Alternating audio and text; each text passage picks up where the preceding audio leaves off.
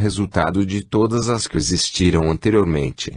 Elas são a continuação de todas as imagens do mundo de que se tem lembrança que apareceram anteriormente, porém modificadas e desenvolvidas por meio de sua própria mútua interação e evolução, e não pelo decreto caprichoso de um Deus humanizado. A mente do mundo cria o universo pensando nele de forma construtiva, mas não arbitrária. Os pensamentos surgem espontaneamente regidos por uma estreita lei kármica evolutiva.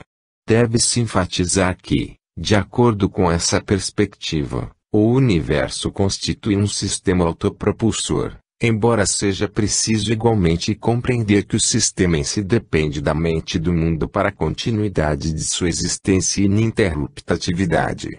Todas as forças kármicas e formas pensamento levam avante suas mútuas atividades, entrelaçam-se, interagem e evoluem espontaneamente na presença da luz do Sol. Mas é a essa presença que elas devem seu sustento e sua existência. O karma é a evolução interior. Enquanto cumpre seu propósito, o karma não pode deixar de cumprir outro propósito ainda mais elevado. Ele nos traz tudo o que é essencial para o nosso desenvolvimento. Nem tudo o que nos acontece é necessariamente kármico no sentido de que o tenhamos merecido. Também pode ter uma origem não kármica. Os acontecimentos podem não ter sido causados por nenhum ato físico de nossa parte, mas são aquilo de que necessitamos naquele momento para nosso caráter ou capacidade, evolução ou transformação. Em ambos os casos, os acontecimentos são predeterminados. Nesse sentido, são a vontade de Deus. A liberdade da vontade humana tem seus limites. No final, ela precisa adaptar-se aos propósitos evolutivos da ideia do mundo.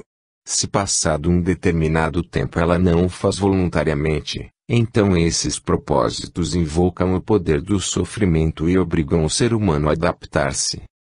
Há momentos em que, para sua evolução interior, seu ego precisa ser subjugado, e você pode então curvar-se sob o peso de acontecimentos desagradáveis ou de reflexões melancólicas.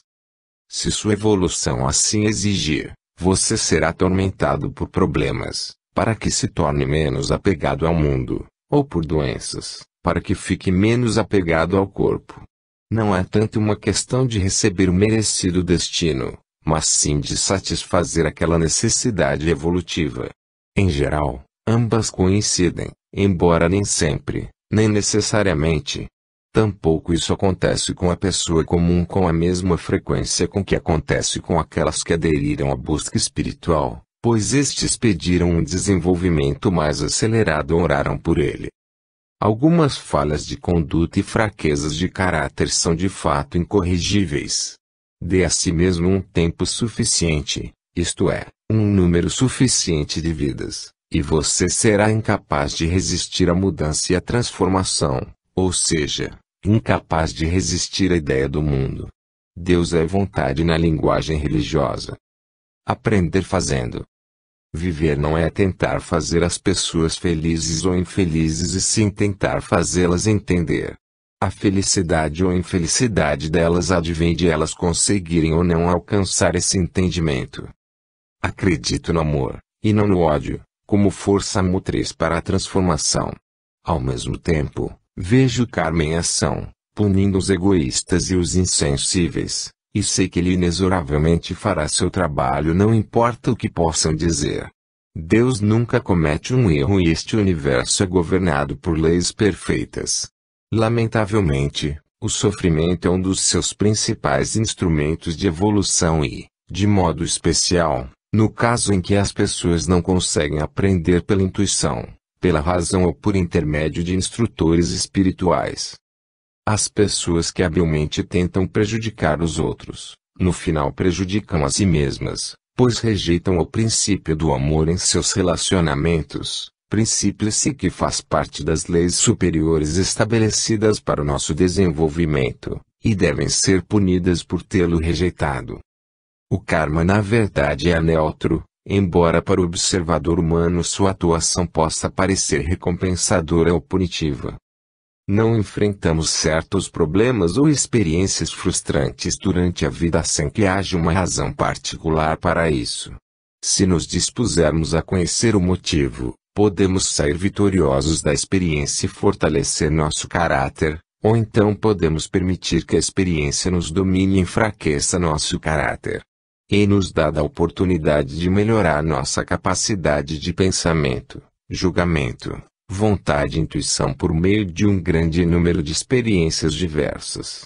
Estas, quando corretamente conduzidas, podem se tornar mais eficazes para que passemos de um ponto de vista inferior para um mais elevado. Devemos extrair as lições de cada experiência, sejam elas dolorosas ou agradáveis, como um escritor o fará cata de elementos para uma história. Quando tomamos conhecimento do resultado de nossas ações, temos a oportunidade de perceber o valor das ideias que nos levaram a praticá-las. Em outras palavras, a experiência trará responsabilidade, se o permitirmos, o que por sua vez trará o desenvolvimento.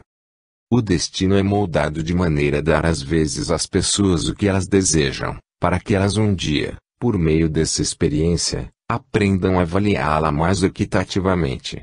Elas têm, então, a oportunidade de ver o lado desfavorável da experiência, que o desejo frequentemente as impede de ver. Em outros casos, o destino é organizado de forma a agir em sentido contrário, impedindo a realização dos desejos. Assim, é dada às pessoas a oportunidade de aprender que não estamos aqui apenas para uma satisfação limitada e egoísta, mas também, e principalmente, para satisfazer os propósitos maiores da vida como estabelecidos na ideia do mundo. As religiões que ensinam que o destino não é importante ou não existe, nunca poderão conduzir à verdadeira felicidade, pois, como já ouvimos falar anteriormente, são exemplo de um cego conduzindo outros cegos. O destino existe e é sensato encarar e reconhecer esse fato. A simples recusa em fazê-lo de modo nenhum o limita. Ele está presente, e por mais que oremos ou nos concentremos, ele não deixará de existir, pois isso ocorre em benefício da humanidade, para nossa educação ética e intelectual e porque, enquanto vivemos neste mundo, não poderemos atingir esse objetivo sem a ajuda do destino. Ao fazer um balanço de sua boa ou má sorte, as pessoas geralmente esquecem-se de incluir os valores éticos que foram adquiridos por meio de cada experiência. Mas, quando tivermos alcançado um certo grau de entendimento desses assuntos, automaticamente perceberemos a veracidade da responsabilidade pessoal não apenas como um dogma intelectual, mas também como uma sincera convicção. As evidências apresentadas pelos que fazem objeção à lei da retribuição, alegando que indivíduos impiedosos adquirem poder e riqueza arruinando a vida de outras pessoas, não anulam nem comprovam a veracidade dessa lei. A felicidade ou o bem-estar dessas pessoas não podem ser adequadamente julgados em função apenas da conta bancária ou posição social delas. É preciso também examinar as condições de sua saúde física e mental, de sua consciência no estado de sono, bem como de seu relacionamento familiar. É preciso também considerar a próxima encarnação delas. Então, e somente então, será possível julgar corretamente a presença ou a ausência da lei. Não evoluímos com facilidade do pior para o melhor ou do melhor para o ainda melhor. Lutamos para abandonar nossas imperfeições à custa de dificuldades e de árduos sacrifícios. O mal disso não é apenas aparente, nem está, em essência, em conflito com o amor divino. Seja o que for que no final nos ajude a caminhar em direção à realização de nossa natureza divina, mesmo que doloroso, é bom, e seja o que for que nos atrapalhe, mesmo que prazeroso, é mal. Se um sofrimento tende a levar para esse resultado, ele é realmente um bem, e se uma alegria retardar, ela é realmente um mal. É por não acreditarmos nisso que nos queixamos da presença do sofrimento e da tristeza no plano divino e da ausência da misericórdia na vontade divina. Não sabemos onde está nosso verdadeiro bem, e quando seguimos cegamente o ego, o desejo, a emoção ou a paixão, nós o deslocamos e colocamos em seu lugar um bem atraente e ilusório. Por conseguinte, perdemos a fé na sabedoria de Deus, exatamente no momento em que ela está se manifestando e nos ressentimos da indiferença de Deus, justamente quando Ele nos está demonstrando uma enorme consideração. Enquanto não reunirmos coragem suficiente para abandonar nossa atitude egoísta e irrefletida, juntamente com as ideias erradas sobre o bem, o mal, a felicidade e a infelicidade que dela resultam, continuaremos a prolongar e a multiplicar desnecessariamente nossos problemas. Imagine o que aconteceria à mão que entrasse acidentalmente em contato com o fogo, se seu dono não tivesse um sistema nervoso que o avisasse do perigo, fazendo-o sentir dor. A mão seria totalmente destruída e a pessoa nunca mais poderia usá-la. Nesse caso, a dor da queimadura, por mais intensa que fosse, atuaria na verdade como um amigo disfarçado, se conseguisse convencer a pessoa a retirar a mão do fogo. Na medida em que o sofrimento protege a vida física, ele se justifica no esquema universal das coisas. E o que dizer da proteção da vida moral? A dor ocupa um lugar no estágio evolutivo atual da nossa existência ética que raramente menos e muitas vezes mais útil do que o lugar ocupado pelo prazer. No entanto, nosso egoísmo nos deixa cegos para esse fato.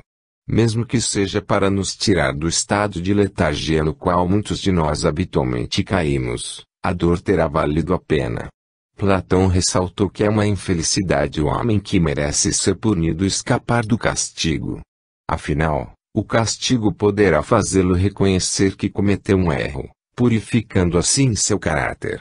Uma vez mais, é por meio da dor que a crueldade, o orgulho e a luxúria do homem podem ser dominados, pois dificilmente eles chegam a corrigir-se apenas por palavras. A dor infligida ao sentimento exagerado do eu, pela ação da retribuição kármica, por exemplo, não é na verdade uma punição maior do que a dor infligida por um cirurgião ao abrir um abscesso. Quando a vida de uma pessoa não se desenvolve conforme ela havia planejado, sua mente torna-se confusa e a insegurança furtivamente a invade. É então que o eu superior, o homem ambicioso, toma pela mão, para que ele aprenda, por meio da frustração e do desapontamento ocasionado pelo novo ciclo de mau karma, as lições que não poderia receber por meio do sucesso e do triunfo. A ligação subconsciente entre os erros cometidos e o sofrimento deles decorrente nos faz sentir inseguros e constrangidos quanto mais os praticamos. O egoísmo insensível é um investimento que tem um mau retorno, pois significa que, na hora da necessidade não haverá ninguém para nos ajudar e na hora da aflição, ninguém para nos consolar. O que damos, recebemos de volta. A pessoa egoísta e cruel, que prejudica os outros para poder subir na vida, receberá uma punição severa no momento certo. O cervo que jaz mortalmente ferido pelo tiro do caçador não é capaz de perguntar à vida por que ele deve sofrer desse modo, mas o homem que jaz mortalmente ferido pelo tiro de um assassino é, sem dúvida, capaz de fazê-lo. A roda da vida gira sem parar pelos mais diversos tipos de experiências e estamos infelizmente presos a ela. No entanto, quando afinal conseguimos compreender o que está acontecendo e adquirir controle sobre isso, somos libertados. O ferro do caráter humano transforma-se em aço temperado na fornalha incandescente dos problemas. Liberdade e destino. Não devemos supor que somos tão indefesos quanto poderia parecer. Grande parte do nosso destino foi criada por nós mesmos no passado. Nós o criamos. Portanto podemos ajudar a modificá-lo. O destino nos controla, mas, por outro lado, nosso livre-arbítrio tem algum controle sobre ele. No entanto, isso só será verdade na medida em que aprendermos as lições da experiência e exercitarmos criativamente esse livre-arbítrio. Não podemos aceitar nem a atitude arrogante dos ocidentais que acreditam ser os senhores da vida, nem a atitude de desesperança dos orientais que se consideram vítimas dela. A primeira atitude supervaloriza a criatividade humana e a segunda subestima. A primeira acredita que é possível banir todos os males da humanidade e a segunda os considera irremediáveis. Quando permitimos que a crença no destino paralise toda atividade e bloqueie toda coragem, ela deve ser reexaminada. Quando a crença no livre-arbítrio nos leva a uma arrogância egoísta e a uma ignorância materialista, nesse caso também ela deve ser reexaminada. As antigas discussões a respeito do destino e do livre-arbítrio são no final bastante inúteis. É possível demonstrar que somos totalmente livres para nos aperfeiçoarmos e melhorar o nosso ambiente, mas também é possível demonstrar o contrário. Isso acontece porque ambos os lados da questão estão presentes e devem ser incluídos em qualquer avaliação da situação humana. A ideia do mundo torna certos acontecimentos e circunstâncias inevitáveis. Se analisarmos o significado das palavras em vez de usá-las com negligência, descobriremos que, no caso do livre-arbítrio, o termo com frequência dá uma ideia totalmente oposta àquela que o deveria ser dada. Onde está a verdadeira liberdade das pessoas escravas de suas paixões e apetites? Quando expressam o que acreditam ser sua vontade, elas estão na verdade manifestando a vontade dessas paixões e apetites. Enquanto os desejos, as paixões, o ambiente, a hereditariedade e as sugestões externas forem a verdadeira fonte de nossas ações, onde estará o nosso verdadeiro livre-arbítrio? Se não nos libertarmos dos desejos, nossa vontade não será livre. A não ser que encontremos nosso verdadeiro eu, não conseguiremos achar nossa verdadeira vontade. É preciso primeiro compreender o problema do destino versus livre-arbítrio para que ele possa então ser solucionado. E não podemos alcançar esse entendimento enquanto mantivermos nossa costumeira abordagem superficial em vez de realizarmos a abordagem semântica, bem mais rara. Nossa vontade é livre, mas somente de forma relativa. Não existe liberdade completa, mas, por outro lado, também não existe ausência total dela. Existe um livre-arbítrio limitado, uma liberdade entre fronteiras. A filosofia considera, como base dessa liberdade da raça humana, tanto a inteligência que existe em nós quanto o espírito divino do qual a inteligência se origina. A doutrina materialista do determinismo é uma mistura de verdade e falsidade. Ela aponta corretamente para o fato de que nossa vida é determinada por acontecimentos e circunstâncias externas, porém erroneamente nos priva da liberdade de reagir como desejaríamos diante desses acontecimentos e circunstâncias. Ela não é de modo nenhum verdadeira no que diz respeito à escolha moral. Podemos perguntar se existe algum ponto ao longo do nosso percurso em que realmente temos oportunidade de optar entre dois caminhos, de fazer o que efetivamente queremos. Nossa liberdade reside no fato de sermos livres para escolher entre um ato e outro, mas não entre as consequências decorrentes desses atos. Podemos reivindicar nossa liberdade interior, não importa qual seja nosso futuro exterior.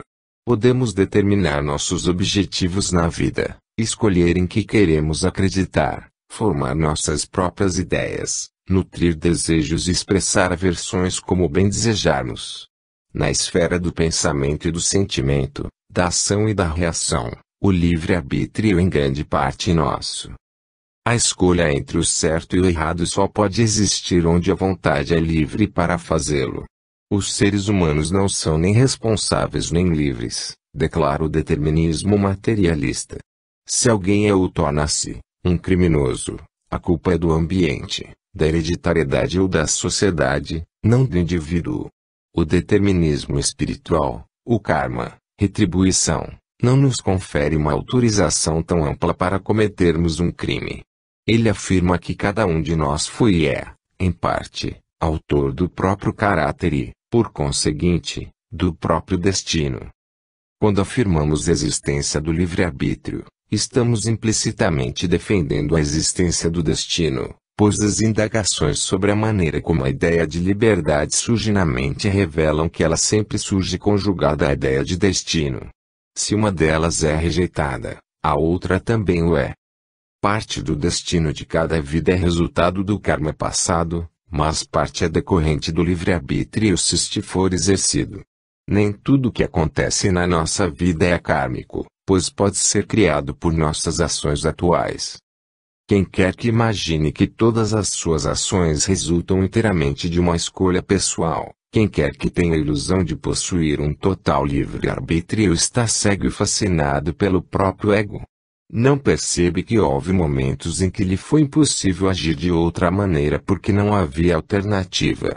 E essa impossibilidade ocorreu porque existe uma lei que organiza as circunstâncias ou apresenta uma situação de acordo com um padrão inteligível. O karma, a evolução e a tendência individual do pensamento são as principais características desse padrão. Nossa vida poderia ter seguido um curso muito diferente, se não tivéssemos casualmente encontrado uma determinada pessoa. O fato desse encontro ter provocado importantes consequências fornece material para mirabolantes especulações. Costuma-se dizer que o destino às vezes está preso por um fio sobre um emaranhado tão grande de circunstâncias, que o jogo de especular como as coisas poderiam ter sido diferentes se uma delas tivesse sido mudada é inútil, porém fascinante. O destino de uma pessoa pode depender inteiramente de um único acontecimento, decisão ou circunstância. Essa causa única pode ser significativa para todos os anos subsequentes. A vontade do karma não poderia prevalecer em uma determinada parte de nossa vida e não em outras, nem se manifestar em um acontecimento especial e não em outros. Ela não poderia atuar aqui e não ali, no passado e não agora. Tampouco, indo além, poderia ela se limitar apenas aos assuntos de maior e não aos de menor importância. A vontade do karma deve estar sempre presente ou jamais estar presente. Caso ela introduza uma porção maior do destino nas coisas que nos acontecem, fazendo o homem ocidental sentir-se pouco à vontade, devemos nos lembrar da outra faceta da verdade, da inteligência criativa e divina existente no mais profundo do nosso ser e do grau de liberdade que a acompanha. A lei da retribuição não tem poder sobre o eterno e individual é o superior, o verdadeiro ser, somente sobre o corpo e a mente, o ego transitório. Aqueles que refutam a doutrina do destino autodeterminado, que defendem uma absoluta liberdade da vontade, precisam mostrar de que maneira o livre-arbítrio pode mudar os resultados de um assassinato. Pode lhe devolver a vida ao cadáver ou salvar da morte o criminoso. É ele capaz de eliminar a infelicidade da esposa do homem assassinado. Pode lhe fazer desaparecer a sensação de culpa da consciência do assassino. Não, tudo isso inevitavelmente decorre do ato praticado. A ênfase excessiva em algumas crenças como a astrologia, por exemplo, pode fazer com que você depresse ou até mesmo esqueça completamente suas possibilidades criativas. As duas posturas são oscilações extremas do pêndulo. A astrologia baseia-se na perspectiva do karma no que diz respeito às tendências e ações. A liberdade de decisão repousa na necessidade evolutiva de permitir que cada pessoa expresse a criatividade que ela recebe do eu superior. Você precisa unir os dois fatores para descobrir a verdade. A liberdade existe em seu coração, ou seja, em seu eu superior. O destino existe em sua vida exterior, ou seja, em sua personalidade. E como cada ser humano é uma combinação desses dois seres, nem a posição fatalista absoluta, nem a do total livre-arbítrio são completamente corretas e a vida exterior também deve ser um misto de liberdade e destino. Nenhuma ação é inteiramente livre nem totalmente predeterminada, todas apresentam esse caráter duplo. A hereditariedade, a educação, a experiência, o karma, tanto coletivo quanto pessoal, o livre-arbítrio e o ambiente conspiram para mudar a forma externa bem como a estrutura interna da vida que temos de viver. Tecemos nosso próprio destino, mas o tipo, a cor e a qualidade do fio, que usamos, nos são impostos por nossos pensamentos e atos passados. Em resumo, nossa existência possui um caráter semi-independente, semi-predeterminado. O karma nos traz os resultados de nossas próprias ações, mas estes estão inseridos na ideia do mundo, que é a lei suprema e determina o curso das coisas. A liberdade de cada pessoa chega até um certo ponto e depois é cerceada pelo destino. Além desse limite, a pessoa é tão indefesa quanto um bebê e nada pode fazer. As tragédias gregas mostram como sucessivos acontecimentos podem voltar-se contra uma pessoa por ordem de um poder superior, o destino.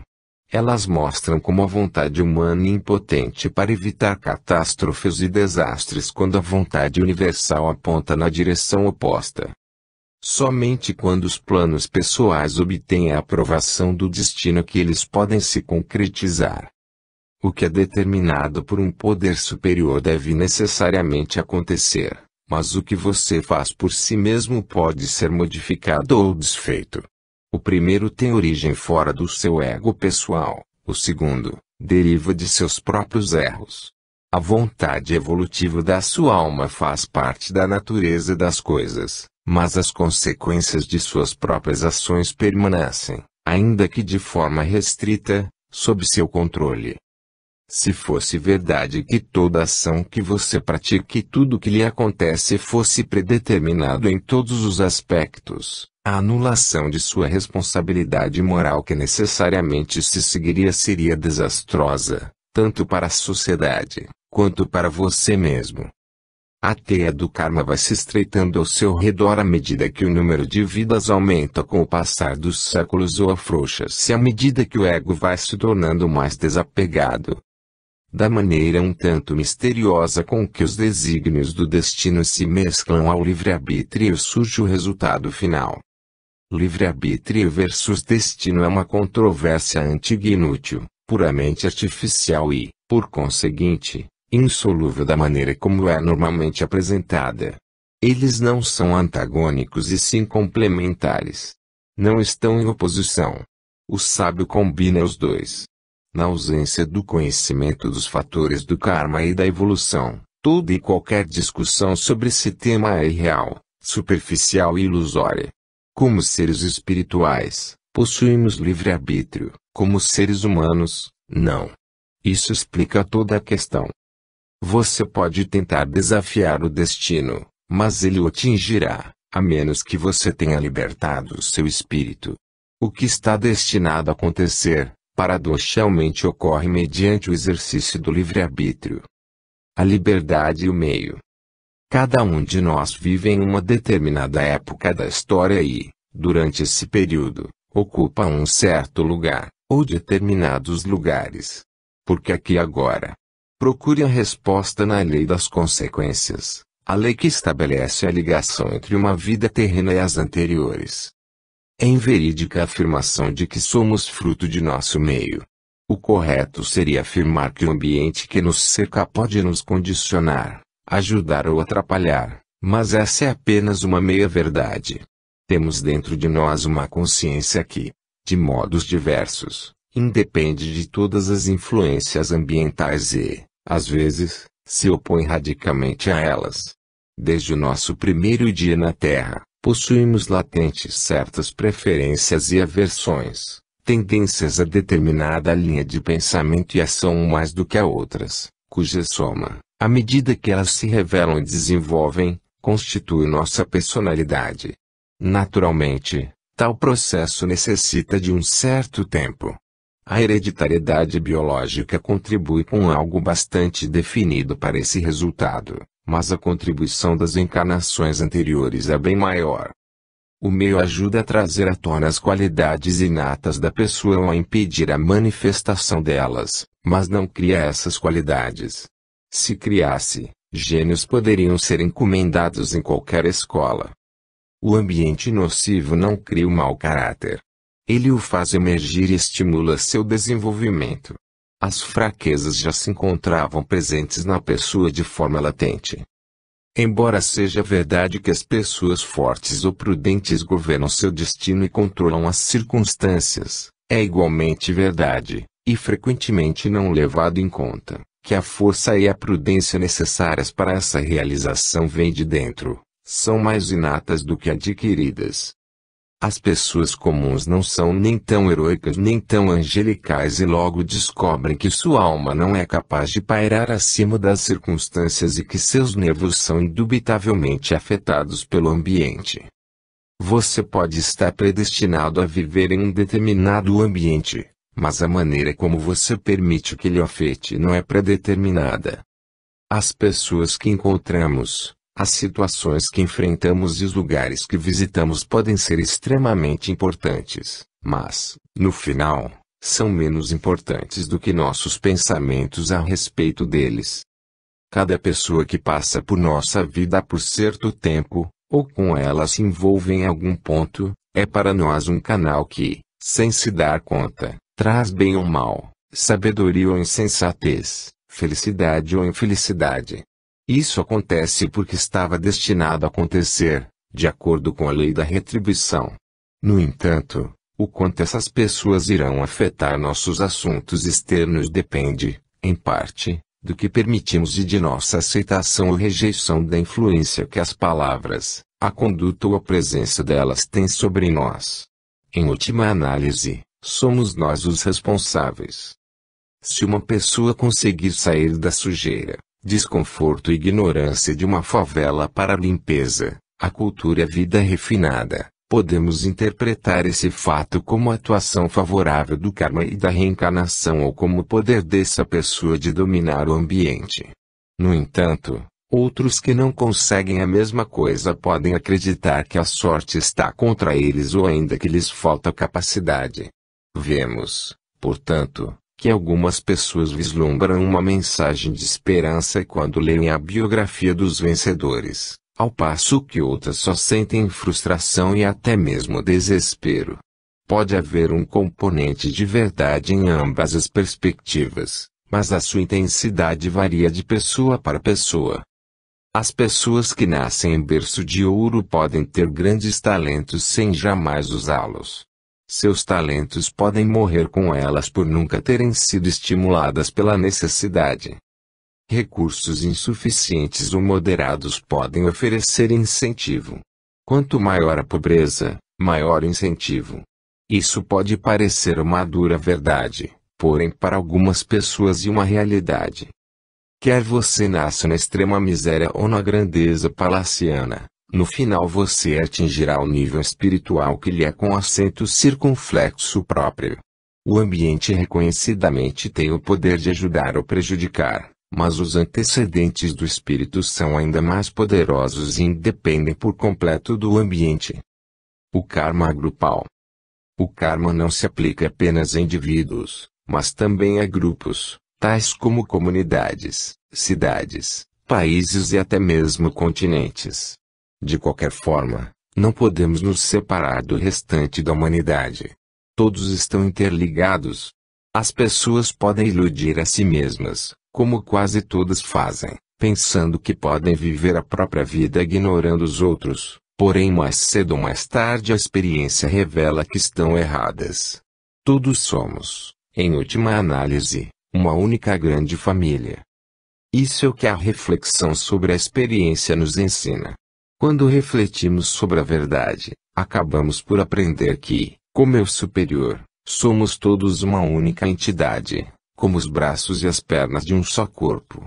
O resultado disso é que cada um de nós tem de considerar o bem-estar dos outros tanto quanto o seu próprio, porque o karma está em ação não apenas para ensinar ao indivíduo, mas também para toda a humanidade a lição final e mais elevada de sua unidade. Quando essa ideia é aplicada à guerra mais recente, Segunda Guerra Mundial, vemos que ela foi em parte, apenas em parte, o resultado da indiferença dos povos mais ricos para com os mais pobres, das nações bem governadas para com as mal governadas, do sentimento isolacionista que prega que se nosso país está bem, é lamentável o fato de outros se encontrarem em situação difícil, mas que isso é problema deles. Em resumo, não há verdadeira prosperidade e felicidade para qualquer nação, enquanto um de seus vizinhos for pobre e infeliz, cada um é guardião de seu irmão. A ação da retribuição, uma parte da lei do karma, também afeta aqueles que estão estreitamente ligados à pessoa cujos atos ou pensamentos a originaram. O karma não é e nunca poderá ser uma questão puramente individual. A sociedade como um todo cria a favela que gera o criminoso. Se a sociedade o censura por seus crimes, ele pode, por sua vez, recriminar a sociedade por tornar possível seu caráter criminoso. Por conseguinte, a sociedade deve também compartilhar com ele, embora em um grau menor, a responsabilidade kármica por seus crimes. Quando todo um povo envereda por um mau caminho, ele atrai o sofrimento para sua purificação e iluminação. Enquanto o egoísmo governar a sociedade, ela estará sujeita a sofrimentos. Enquanto as nações mostrarem-se indiferentes às dificuldades de outras nações, mais cedo ou mais tarde elas compartilharão essas dificuldades. Um povo rico não pode fugir da responsabilidade parcial por recusar ajuda a povos mais pobres, nem uma nação poderosa por tolerar a perseguição de outras, nem ainda uma raça agressiva por dominar à força raças mais fracas. As guerras mundiais ilustraram amplamente essas verdades. Se quisermos entender o que vem acontecendo no mundo, precisamos primeiro entender que o karma das nações e dos continentes é a causa oculta do sofrimento do planeta. Uma nação surge da soma de todos os indivíduos que nela habitam. Você é uma das pessoas cujo pensamento e conduta ajudarão a formar o karma de sua nação. O tema do destino coletivo é muito complicado porque se compõe de um número muito maior de elementos do que o do destino individual. A pessoa que nasce em uma determinada nação precisa compartilhar, tanto o destino geral dessa nação, quanto o seu karma individual. Se, entretanto, ela decidir retirar-se desse país por vontade própria e migrar para outro, passará a compartilhar um novo destino coletivo que deverá, sem dúvida, modificar o seu próprio e nele irá colocar sua marca, quer melhorando-o, por oferecer a essa pessoa mais oportunidades, quer tornando-o pior. Existe um karma nacional coletivo que gradualmente se desenvolve e depois se materializa. Quando um grupo de várias pessoas vive e trabalha junto, querem um país, querem uma cidade, elas pouco a pouco criam para si mesmas um destino nacional ou municipal que terão de assumir. Às vezes o resultado é bom, outras é mau, mas em geral é uma mistura de ambos. Por conseguinte, encontramos na história coisas tais como o destino das nações e das raças. Nenhuma nação pode escapar da responsabilidade coletiva por aceitar as suas próprias regras e políticas, ideias e ações, padrões e adesões. A pessoa que aceita doutrinas, cumpre ordens e legalmente obedece, transfere a responsabilidade para a organização da qual é membro. No entanto, essa tentativa não é válida. O karma não é apenas coletivo, mas também individual. A pessoa, enquanto indivíduo, não pode escapar dele. Você tomou inconscientemente uma decisão.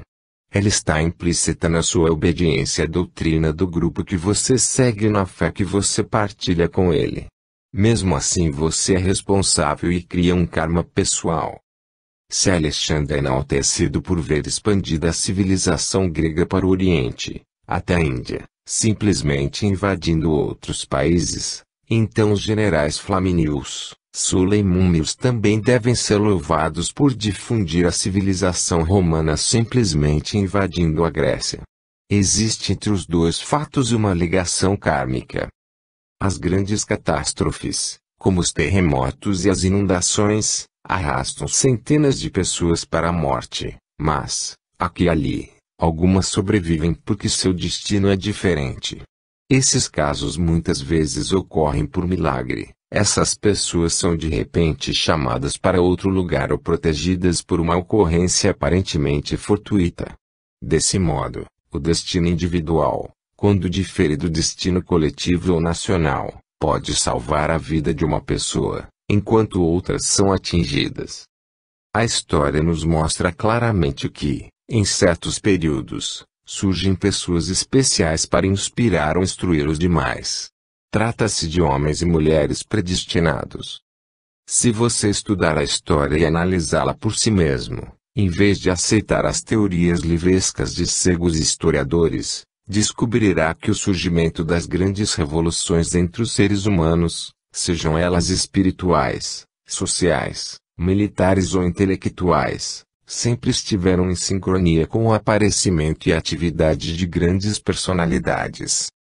É absurdo afirmar que um único ser humano faz a história de uma época. Ele é a reação encarnada chamada a cumprir seu papel pelo destino de sua época e pelos pensamentos daqueles entre os quais ele foi lançado. O destino confere a tais pessoas uma fé ilimitada no seu futuro, forma seu caráter e molda a capacidade que lhe permite levar a cabo uma tarefa histórica na evolução humana. Karma e presciência. Levando em conta um determinado conjunto de características de uma pessoa, com frequência o psicólogo será capaz de predizer como ela provavelmente irá agir em uma determinada situação. Muitos acontecimentos na vida de uma pessoa ou de uma nação são previsíveis, mas apenas se permaneceram inalteradas as tendências de pensamento e o curso das ações existentes. Alguns acontecimentos futuros são inevitáveis, seja porque provêm das ações de pessoas que não conseguem corrigir o caráter, melhorar a capacidade ou aprofundar o conhecimento, seja porque derivam do padrão fundamental da ideia do mundo e das leis que ela determina para governar a vida física. O que irá acontecer a cada um de nós no futuro não é totalmente fixo e inevitável, embora seja a sequência lógica do nosso passado conhecido e desconhecido. Esse futuro ainda não está nem determinado nem cristalizado, sendo, portanto, passível de ser modificado até certo ponto. Isso pode ser em parte determinado pelo grau do nosso conhecimento prévio daquilo que provavelmente irá acontecer e das medidas tomadas para evitar esse desfecho. No entanto, a habilidade de nos esquivarmos desses acontecimentos não é suficiente, pois ela sempre está sujeita a ser invalidada pela vontade do eu superior. Acredito em presságios. Uma pequena e leve superstição que permito a mim mesmo é que o início de um acontecimento encerra um significado bastante auspicioso para mim. É preciso fazer uma advertência a respeito das previsões astrológicas, pois elas devem ser encaradas com muita reserva. Todo astrólogo comete erros, frequentemente erros terríveis, porque o conhecimento pleno dessa ciência perdeu-se na era moderna e dele temos apenas conhecimento parcial hoje em dia. Existe o perigo de que as previsões negativas também possam atuar como sugestões, influenciando o mental e o emocional das pessoas e produzindo efeitos físicos que cumprem as previsões. O horóscopo só indica o futuro para as pessoas comuns e nunca se pode tornar uma certeza total para os espiritualmente despertos, pois sempre que alguém se encontra sob a proteção da graça divina, essa pessoa pode se libertar do karma pessoal passado, quer direta, quer indiretamente por intermédio de um instrutor, em qualquer momento que a vontade divina assim o determine. A vontade é livre, porque o homem é divino e o eu divino é livre. É mais importante enfrentar o futuro munido de princípios corretos e de um caráter firme, do que de previsões a respeito dele. Se assumirmos boas atitudes em relação ao futuro, não poderemos obter maus resultados. Por mais que perscrutemos o futuro, não nos aproximaremos da verdadeira paz, ao passo que persistir na busca do eu superior e a ele permanecer unido traz gradualmente luz e vida inextinguíveis. Quando a astrologia utiliza as estrelas e os planetas para indicar que a causa principal daquilo que nos acontece de bom e de mal é a sabedoria ou a ignorância, existentes em nós, ela tem um propósito. Se, entretanto, ela os aponta como as causas reais, ela nos presta um desserviço. Podemos com tranquilidade entregar o futuro às estrelas, se soubermos que podemos ser verdadeiramente autênticos.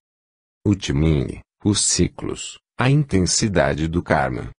Cada período da vida comporta uma avaliação, e as opiniões a respeito divergem. Alguns dizem que os primeiros anos são os melhores, outros, a meia-idade, e assim por diante. No entanto, a verdade é que o período que se revelará o melhor e do qual se irá extrair mais satisfação depende mais do karma pessoal do que da idade cronológica. Um dos maiores equívocos entre as pessoas que acreditam no karma, e talvez um dos principais obstáculos à sua aceitação por parte de outras, é a ideia de que ele só produz efeitos após longos períodos de tempo. O que fazemos hoje voltará para nós em uma encarnação futura, séculos mais tarde. O que experimentamos hoje é o resultado do que fizemos há centenas ou até mesmo milhares de anos. O que estamos colhendo agora neste século e fruto do que semeamos em Roma no século II. Esses são os conceitos comuns a respeito da reencarnação e do karma. No entanto, tudo o que temos a fazer é abrir os olhos e olhar em volta para ver que em toda parte as pessoas estão obtendo agora os resultados do que fizeram nesta mesma encarnação. A cada momento construímos o momento seguinte, a cada mês moldamos o mês subsequente. Nenhum dia é independente e isolado dos outros. O karma é um processo contínuo e não funciona por adiamentos. É, de tato, incorreto considerar-lhe uma espécie de juízo póstumo. Entretanto, com frequência não é possível explicar essas consequências em função das circunstâncias particulares da vida atual. Em alguns casos, e somente nesses casos, vivemos as consequências em encarnações subsequentes. A ação do karma de vidas passadas está mais em evidência no nascimento e durante a infância e a adolescência. A atuação do karma criado na vida atual se evidencia na idade adulta, depois que atingimos a maturidade.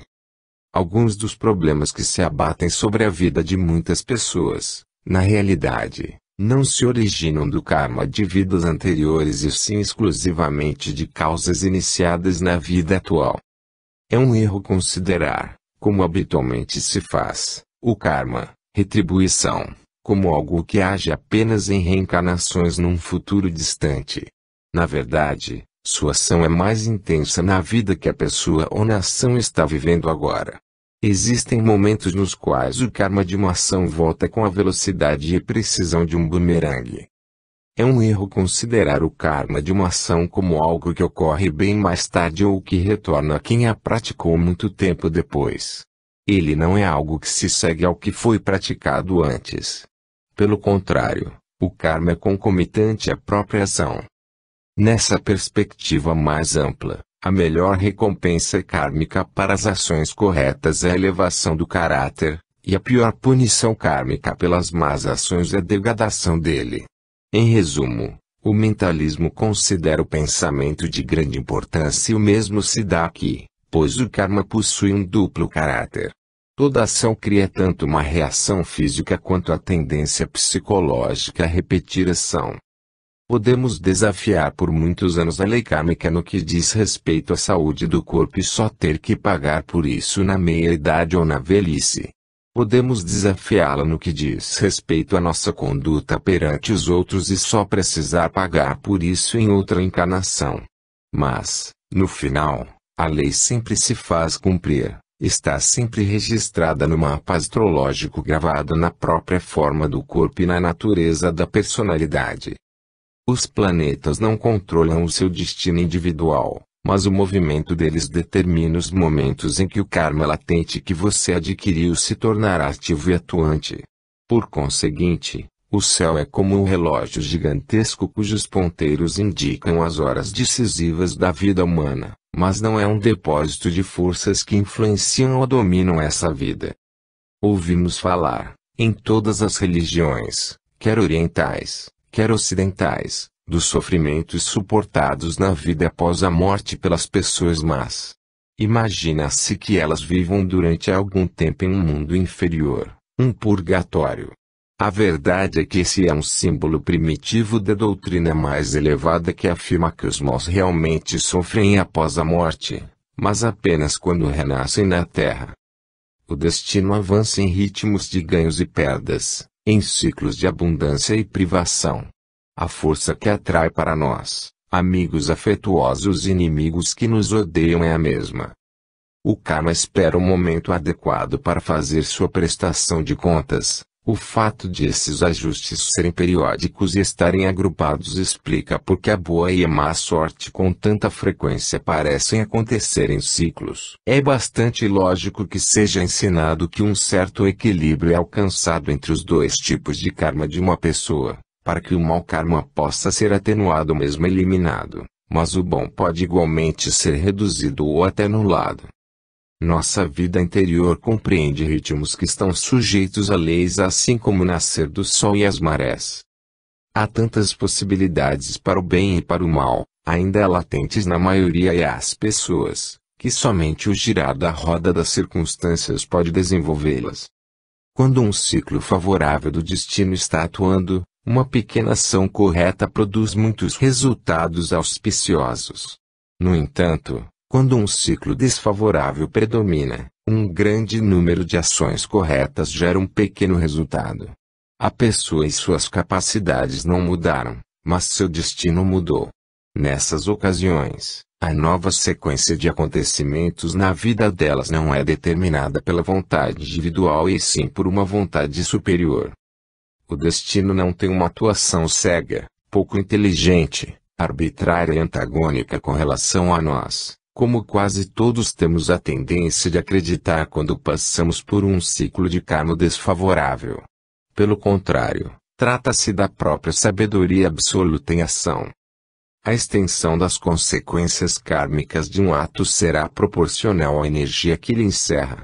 A mente do mundo registra fielmente as mais elevadas aspirações e os desejos mais mesquinhos. Se, entretanto, o pensamento, a emoção ou a ação, determinados pela vontade são apenas superficiais e passageiros, isso não é registrado e permanece adormecido, não gerando nenhum karma. As impressões muito fracas ou não fortalecidas pela repetição são ineficazes, mas quando se intensificam pela repetição ou acumulação, acabam por se tornar kármicas, produzindo resultados definidos. Por essa razão, quando percebemos uma falha, é sensato cortá-la pela raiz, eliminando antes que ela se torne suficientemente forte para causar um grave dano. Também é importante lembrar que os ideais elevados firmemente sustentados e as nobres aspirações profundamente enraizadas no coração não podem deixar de dar, no devido tempo, frutos da mesma espécie. A lei é inexorável, porém flexível. Ela ajusta o castigo ao grau evolutivo da pessoa. O pecador que tem mais conhecimento e erra com consciência do que está fazendo deverá sofrer mais. Toda infração à grande lei da compensação no seu aspecto moral é cumulativa e soma uma tribulação à outra. Essa é a razão pela qual frequentemente ouvimos a queixa de que as tribulações não são proporcionais aos erros. As consequências de vários anos de ações e pensamentos errados podem emergir em apenas alguns meses. Por alguns erros temos de pagar com infortúnios por alguns anos, mas em relação a outros, por toda uma vida. Uma ofensa feita a um sábio que encarna compaixão pode facilmente, se não houver arrependimento e se não for corrigida, enquadrar-se no segundo caso. Trotsky fez questão de ser impiedoso com o inimigo durante a Guerra Civil da Rússia, não pois, de surpreender que seu próprio assassinato tenha sido um incidente cruel. A responsabilidade individual. Ninguém foi traído, seja por Deus, seja pela vida.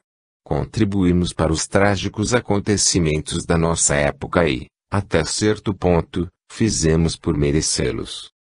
Um número excessivo de pessoas está orando para livrar-se das consequências de seus erros ou fraquezas. Muito poucos estão tentando libertar-se das falhas propriamente ditas. Se as preces dos primeiros forem atendidas, as fraquezas permanecerão e as mesmas consequências possivelmente voltarão a acontecer. Se os esforços do segundo grupo forem bem-sucedidos, seus membros se libertarão para sempre das falhas. Atribuir à vontade de Deus os resultados da negligência humana é blasfêmia. Lançar a culpa das consequências da estupidez, da inércia e da indisciplina humana nas leis divinas é um contrassenso.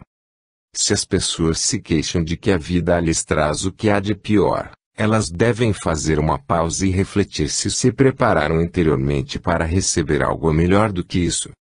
Se você atribui a natureza avassaladora do destino à fraqueza decorrente de sua própria inércia, você torna a sua situação ainda pior. Uma atitude mais sábia conduz seus problemas externos ao reino interno do caráter, da inteligência e da capacidade, e lida com eles nesse nível. Culpar os outros por seus infortúnios ou mesmo por suas más ações é, para o buscador, um expediente usado pelo ego para afastar a atenção da própria culpa e assim manter seu domínio sobre o coração e a mente. Para a pessoa comum, trata-se apenas da expressão emocional da ignorância espiritual. A partir do nosso estudo da lei do karma, podemos deduzir que todos precisamos crescer, nos tornar adultos e aprender a ser responsáveis pelas nossas ações, decisões, emoções e até pelos nossos pensamentos.